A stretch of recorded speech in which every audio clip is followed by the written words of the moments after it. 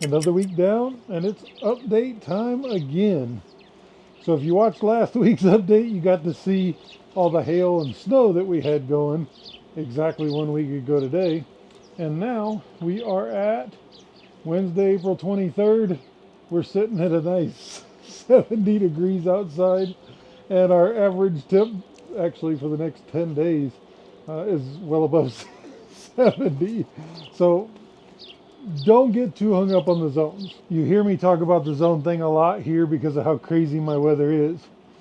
If I haven't explained it good enough, we're on the western side of Colorado, and on the western side of Colorado, we're desert. So everybody watches the news and they see all these crazy snowstorms and all that. That's not over here. We are lucky enough, though, that it snows a lot up in high country, Aspen and all the way through Vail and all that.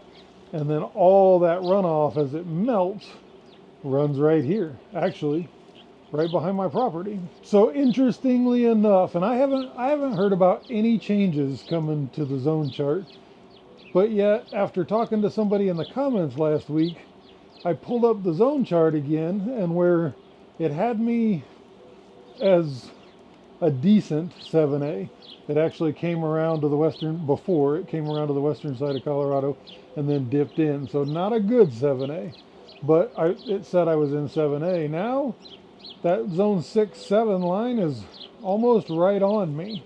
So I don't know if they've adjusted a little bit or what, but it just goes to show that over the years I've figured out that, yeah, it wasn't exactly correct. So don't put too much faith in that. Pay more attention to what your average nightly temperature and your daytime temperature is. Here we get crazy swings, so it makes it hard to grow anything that bolts. So like this year, I'm waiting on brassicas. I'm going to start those in the middle of the summer, indoor, in the air conditioning, let them grow up, and then I'm going to put them in grow bags outside. That way, as it starts to get really cold, I can move it into the greenhouse. We're always trying to improve. So let's show you what we've changed here in the last week. There's a lot. A whole bunch of my tomatoes are outside now. For the last 3 nights, they've been staying outside. Now, we have been dipping into the high 40s at night, mid to high 40s. And part of it's an experiment. I wanted to see how these tomatoes do when it dips down into the 40s. I figure they'll do fine. It may slow their growth down a little bit, which is okay, because I really can't sell these until next month anyway, or at least I say well into next month, but Mother's Day at minimum. So I'm out here this morning doing some watering, and I figured I would bring you along to kind of show you what's happening.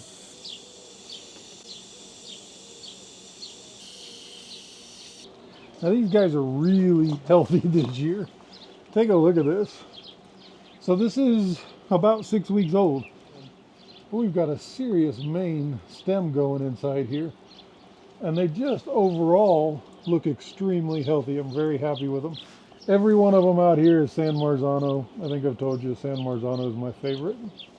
I brought my onions out here to stick those on the rack. We will be, actually, probably today I'll be working on an onion video to release before the weekend. And we're going to go through all the steps and all the tips and tricks. And I've got 3 tips, tricks, hacks, whatever you want to call it, that I'm going to share with you on these onion that'll give you the size of onions that I showed you at the end of last year. Check it out when we talk about quick crops. On April 3rd, I started some more lettuce and some kale. And already, again, we are the 23rd, so 20 days in these little pots, they're ready to go out in the square foot garden. We'll probably be doing that today. Just like in the last couple videos or a few videos, I'm going to try to go quick. I'll rotate through. I have learned a little bit with the editing with the picture-in-picture, so where I can, I'll try to throw up like a beginning picture when I go back and I show you kind of like the tomato plant. I'll show you what it looked like, you know, a week ago or whatever it is. I'll see what I can play with. Again, I'm notorious for letting lettuce get away from me. This is that 3/4 gallon pot that I showed you so you can grow it and get it going. So I think today, for dinner tonight, I think I'm going to do a chicken salad. So today I'm going to go around, trim a bunch off for that cut and come again. If you haven't really followed Cut and Come Again, you buy leaf lettuce and you just keep taking the outer leaves away and it'll just keep growing. Problem is I don't have that long before they bolt typically, so we'll see what happens. But I'll be giving it a haircut today. But look at the size of that in a 3/4 gallon pot. My spinach is kind of struggling. It doesn't like this heat. Spinach does not like heat, but I still try to grow it every year. It is doing better out in a square foot garden, but it's not bad. It's rebounding. You can probably see back here, I've got the rest of the San Marzano tomatoes. Again, another experiment of mine. I'm seeing, are the ones in the greenhouse doing better than the ones on the rack? I think I have about 100 San Marzano plants out here right now.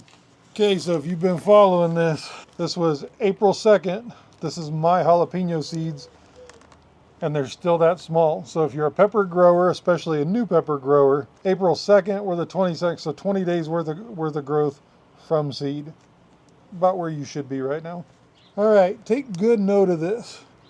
Starting from your left, my right, over here, is the goat pepper. Then we go Kang Star Lemon Starburst. Look how tiny. But then we get to the cherry bomb, quite a bit bigger. The Dorset Naga that I'm going to try to do the giant plant this year. We've only got 2, 3, 4, 5, 6 maybe. But then we get over to the Jamaican Scotch Bonnet. They're growing like crazy. And then my red cayenne aren't doing bad. All of them started on April 1st. So they're 22 days old. And that's, gives you a really good idea how everything grows different.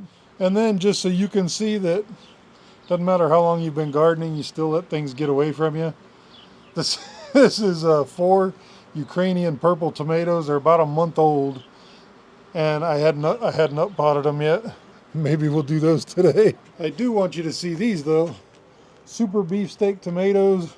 They were planted on 4/1, so it gives you a good idea if you're new to growing tomatoes where about your tomatoes should be. Now they're gonna take off from here and they're gonna fly. And then over on this side we planted I think 150 tomatillos. I haven't grown tomatillos before. I honestly don't think I've ever eaten a tomatillo before, but I love salsas. I love salsa verde. And I decided this year was the year that we're going to not only grow them to make salsa and salsa verde, but then we'll sell off the rest of the plants that we've got anyway. Let's go check out the square foot gardens. Square foot gardens are doing really well. Last week I had a couple days I had to cover them up with a tarp, even though they're the cold tolerant crops. I baby them. I don't want them to die. I've put too much work into these things. Okay, in my first square foot garden, or the one I started first, spinach is doing really well. Everything in here was started from seed. Spinach is doing really well. The lettuce, butter crunch here, and the salad blend are doing well. Just a note, the 2 that are way back here that I forgot to mark, they're lettuce. So I just threw some extra lettuce in, apparently is what I was thinking. Swiss chard's going kind of slow, but doing well. Kale's doing good. We've got some carrots, not as many. We didn't get a full germination rate, but we've got probably a dozen of them over there.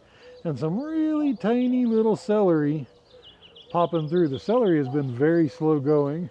And then we've got, I don't know, 3 or 4 bunching onions, possibly. I think that does it for this bed.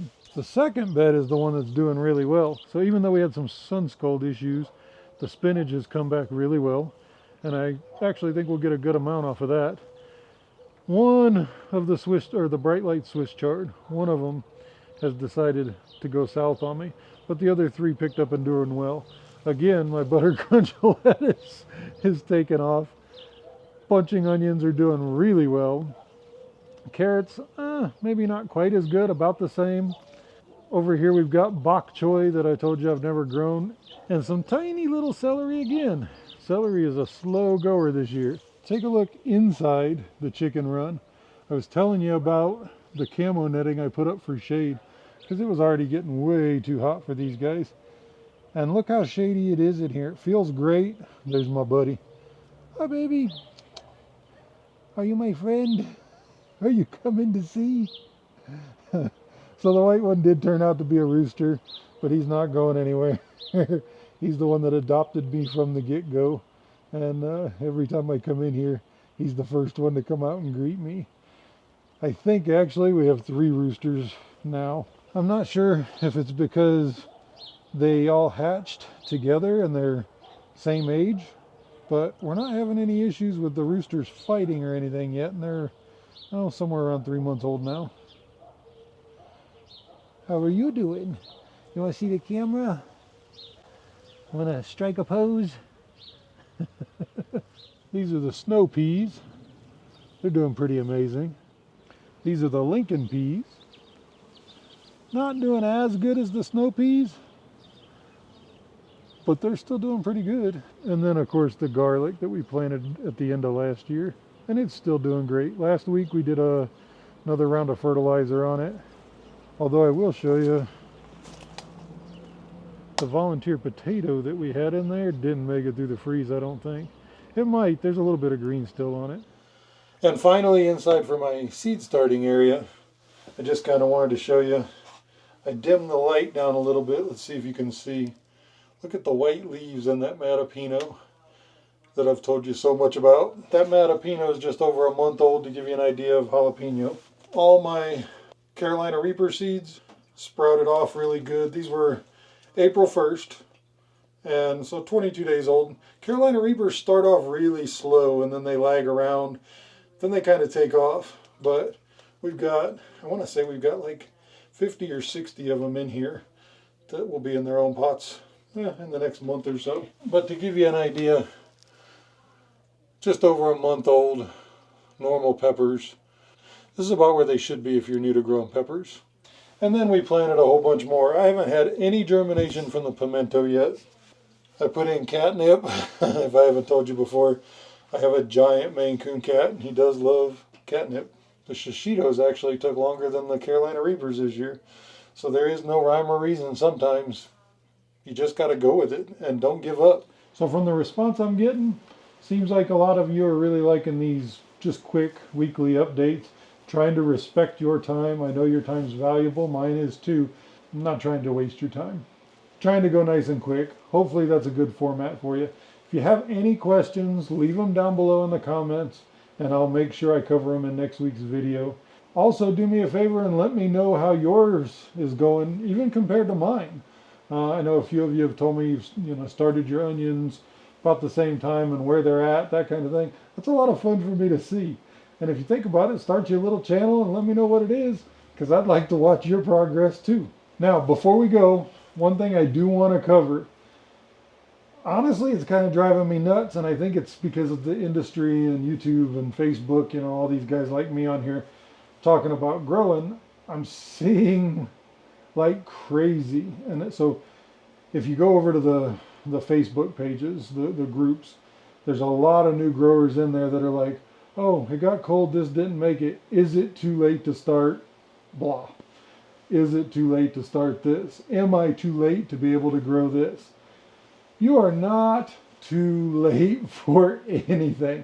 Now, there are stipulations to that, I understand.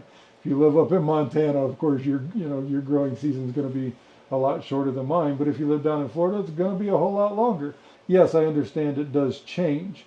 But in general, even me, who is in a mountainous region, zone 6B, 7A, whatever you really want to call it, I can start Carolina Reapers now and have Carolina Reapers by the end of the season. Don't take what we're telling you or the way we're doing things as the gospel and that you're too late. Trust me, put the seed in the ground. You don't have to start as early as we do. A lot of us start early just so we could get more. That doesn't mean you can't just put the seed in the ground when it's warm enough and you won't get any. You will. And sometimes it'll catch up to what we're doing here. I've already had one started for a month in a pot. I transplanted it out. When I transplanted it, it actually slowed down. And then a month later, I'd put the seed in the ground and it took off. It never slowed down. And it caught up to or past the one that was in the pot. So don't be afraid and don't think you're out of time. You're not out of time for anything. In hot regions, yeah, you might be out of time for lettuce because it might bolt, but that doesn't mean you shouldn't try. Put it in a little shady area, see what you can do. Gardening is all about doing tests, and every area out there is different. That's why I'm always showing you the different tests I'm doing, like the tomato plants in the greenhouse versus the one outside. when we're still getting into the 40s at night. You can watch all these videos and get all of everybody else's knowledge, and that's great. But the best thing out there is to try it for yourself and know your individual area. The only way to master your area and the plants that you want to grow is to experiment. The worst that's going to happen is they're not going to make it. Throw them in the compost. They end up being fertilizer for next year's crops. All right, I'm Steve with the Chili Prepper channel. Keep growing, keep having fun, and remember, you don't have to be a prepper to be prepared. We'll see you next week.